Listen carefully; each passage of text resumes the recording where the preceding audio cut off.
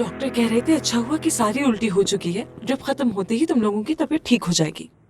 पता है मुझसे तो खड़ा भी नहीं हो जा रहा है, बोलो मुझे 4-5 स्ट्रिप्स और लगा दें।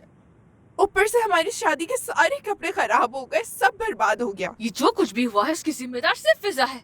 इसकी वजह से ही हम यहाँ आए हैं। चुप कर जाओ तुम बिल्कुल। वो रेस्टोरेंट तो बहुत अच्छा था, मुझे क्या पता कि खराब खाना होगा। मेरे सामने नाम लेने की भी जरूरत नहीं है। ये सब उन्हीं की वजह से हुआ है, पागल इंसान।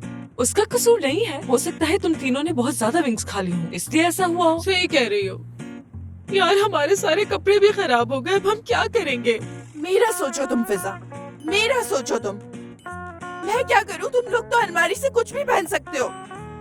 मेरे ड्रेस से मिलता जुलता तो बस मेरे कमरे का पर्दा है। परेशान मत हो, हम फैशन डिजाइनर से यार कुछ भी कर लेंगे। अच्छा बस, सब कुछ हो जाएगा ना यार दोस्तों।